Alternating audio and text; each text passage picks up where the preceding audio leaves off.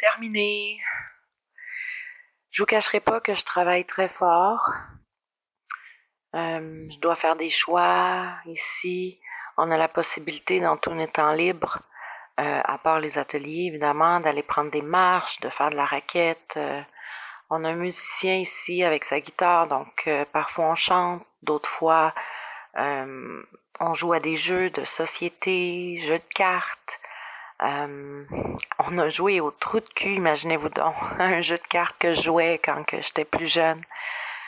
Sinon, Cranium, on a joué au Skippo, bref, plusieurs jeux sont à notre disposition, donc c'est facile de se divertir si on veut dans nos temps libres. Mais clairement, il y a des travaux également à faire. Comme je l'ai mentionné, il y a 12 étapes au niveau du mode de vie des narcotiques anonymes. Et là, ben moi, j'en suis à ma 9e étape. Je vous explique, la 9e étape dit « Nous avons directement fait amende honorable à ces personnes dans tous les cas où c'était possible, sauf lorsque cela pouvait leur nuire ou faire tort à d'autres. » Cette étape-là est quand même intense parce qu'elle elle nous demande d'écrire des lettres qu'on va remettre aux personnes concernées ou qu'on ne va pas pouvoir remettre pour X raisons, les personnes sont décédées, ou ça pourrait leur faire du tort ou nuire à d'autres. Donc, dans tous les cas, celles qu'on va pas avoir remis en main propre vont être brûlées lors de la 5e étape. 5e étape qui est la dernière étape qu'on fait ici à la thérapie. Je vous reviendrai avec ça un peu plus tard, là, étant donné que ça s'en vient bientôt pour moi. Mais tout ça pour dire que ce soir, j'étais pas disposée à me divertir. J'étais dans mes travaux. Ça prend beaucoup d'énergie, d'émotion. Étant donné que j'avais pas dormi la nuit dernière, que j'étais très perturbée à savoir est-ce que j'allais quitter la thérapie ou pas, tellement que j'avais été heurtée par une situation que je vous expliquerai pas nécessairement. Faut comprendre qu'on vit quand même en commune avec des gens tous différents. Il y a des intervenants, il y a des gars, des filles. Et dans tous les cas, quand on vit des émotions, ben ça nous tente pas tout le temps de s'arrêter pour discuter. Et moi, comme j'étais dans la colère hier soir, ben j'étais pas facilement abordable. Et puis, j'apprécie parce que tous les résidents qui sont ici me respectent dans ce que je vis en ce moment. Et ben clairement, j'ai été assez perturbée hier pour dire que je voulais m'en aller. Maintenant, je me suis repris, j'ai pas dormi, mais ce matin, vers les 6h30, on est parti faire une marche d'à peu près 1 heure avec moi et 2 autres résidents. Clairement, ils sentaient que ça me ferait du bien. Moi, ça m'a fait du bien. C'est un peu pour ça que je marche beaucoup à la maison, parce que j'ai compris que pour moi, c'était une façon de me recentrer sur moi, me calmer, peu importe l'émotion que je pourrais vivre.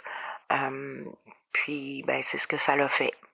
Donc, j'ai aussi eu des discussions, évidemment, avec ces personnes-là qui m'ont amené à faire des prises de conscience et d'être fière de moi, de pas être partie, parce que ça aurait pu être une solution facile pour moi de quitter avant le temps. Mais je me suis ramenée, puis je me suis rappelé ce pourquoi j'étais venue ici. Puis clairement, si vous venez qu'à faire une thérapie, mais je vous invite, si jamais vous sentez le besoin ou le désir de quitter avant le temps, de juste attendre un peu pour voir si c'est vraiment ce que vous voulez. Parce que clairement, c'est une forme d'auto-sabotage. Puis j'aurais pu facilement quitter, mais je ne l'ai pas fait. Ce matin, j'ai pris un de mes appels pour parler avec mon homme. J'avais besoin de ça. Ça fait longtemps que je l'ai pas vu, puis je m'ennuie. J'avais besoin d'être rassurée. Clairement, il m'a apporté beaucoup de réconfort. Fait que je leur remercie pour ça. Dans une toute autre ordre d'idée, hier, je vous ai parlé de l'atelier qui était les valeurs. Donc, sur les valeurs qui sont très importantes là, pour une personne puisque ça fait partie de notre identité. Donc, peut-être vous donner un peu la définition de ce qu'est une valeur. Les valeurs sont ce à quoi on accorde de l'importance. Chacun voit le monde à partir d'un cadre de référence qui lui est propre. Ce qui est important pour une personne peut n'avoir que peu de valeur pour une autre. Elle varie d'un individu à l'autre, d'une société à l'autre et d'une époque à l'autre. Nos valeurs sont parfois en accord, parfois en désaccord avec celles de la société. L'important, c'est de me sentir à l'aise avec celles que je privilégie, de les assumer et de vivre en accord avec elles. Les valeurs, ça sert à quoi? Mais c'est par elles que nous arrivons à nous connaître, à nous définir, à nous apprécier comme des personnes vraiment uniques et exceptionnelles. C'est par elles que nous déterminons nos choix et que nous donnons une orientation, un sens à notre vie, sans nous laisser balloter par toutes sortes d'influences. Nos valeurs reflètent la manière dont nous nous traitons les uns autant que nous-mêmes. La façon d'éduquer nos enfants, nos rapports avec l'argent, nos buts et la manière dont nous les réalisons. Nos opinions politiques, notre spiritualité par exemple, notre attitude à l'égard des moins fortunés, donc tous nos comportements et tous nos choix. D'où viennent nos valeurs? Nos valeurs nous viennent généralement de notre famille et de notre éducation, de notre culture, mais aussi de notre société. Elles découlent aussi de nos expériences personnelles, individuelles, et de nos relations avec les autres. Une valeur profonde ne nous est jamais imposée. Elle demeure un choix et savoir que les valeurs sont influençables et qu'on les remet continuellement en question tout au long de notre vie. Donc, ici, peut-être vous dire quelques valeurs, donc vous les nommer pour vous donner une idée de ce que peut être une valeur. Donc, on a l'amour, l'humilité, la spiritualité, l'égalité, le travail. On a la sécurité, la fierté, le confort, l'argent, l'autonomie, la politesse, compétition, justice, humour, débrouillardise. Ça peut être les ambitions, la loyauté, le respect, la santé, la qualité de vie. On parle aussi de créativité, d'empathie, solidarité, simplicité, optimisme. On peut parler de gratitude, de partage, le respect de la nature, apparence, paix, responsabilité, honnêteté, prestige, engagement, détermination. On parle aussi de collaboration, ponctualité, succès, pouvoir, accomplissement, liberté, authenticité, tolérance, compétence, perfectionnisme.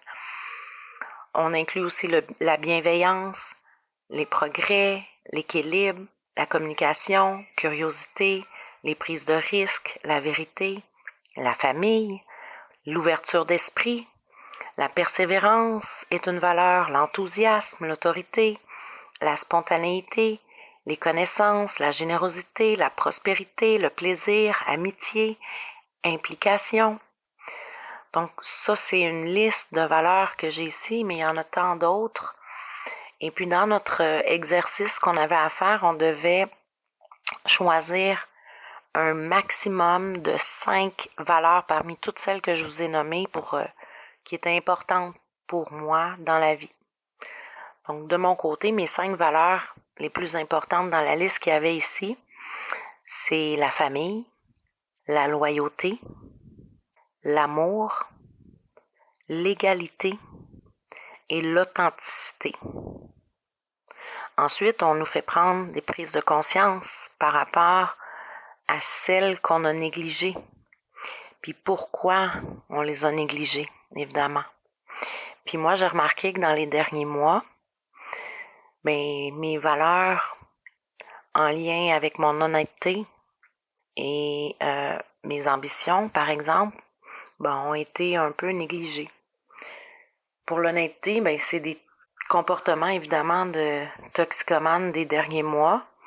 Clairement, j'ai manqué d'honnêteté sur plusieurs aspects et c'est des comportements que quand ils ressortent, je me vois aller, puis c'est là que je sais que je suis en train de me laisser passer là, ou de me vendre l'idée que je suis correcte, mais dans le fond, quand on néglige une valeur, c'est souvent que on est tombé dans nos comportements de toxicomane, bref, que je suis tombée dans mes comportements de toxicomane et ça peut m'amener à réaliser qu'il y a peut-être une rechute qui est pas loin ou qu'il y a quelque chose qui va pas. Pour les ambitions, clairement, j'ai abandonné la détermination de mes ambitions aussi dans les derniers mois, voire la dernière année. Et ça aussi, quand ça commence à s'installer, c'est signe qu'il y a quelque chose qui va pas. Puis la dernière question ici, à laquelle désirerais-je faire plus de place présentement? Là, j'en ai mis quelques-unes, alors je vous les nomme. Je veux faire plus de place à la spiritualité, au respect de la nature, la gratitude, mes accomplissements, la bienveillance, l'équilibre, puis les progrès. C'est sur ça que je veux travailler dans les prochaines années, les prochains jours, prochains mois, prochaines années. Clairement, comme je vous l'ai mentionné, les valeurs, ça change avec le temps. Ça fait partie de notre identité et notre identité, clairement, elle change avec le temps. On apprend ce qu'on veut plus, ce qu'on n'aime plus, ce qu'on a besoin, ce qu'on n'a plus de besoin, au fur et à mesure que nos expériences de vie avancent. Donc, c'est un peu ce que je voulais vous partager aujourd'hui. J'espère que ça a été intéressant pour vous. Il est 9 heures, je suis épuisée, vidée. Alors, je me couche, puis je vous souhaite un bon 24 heures.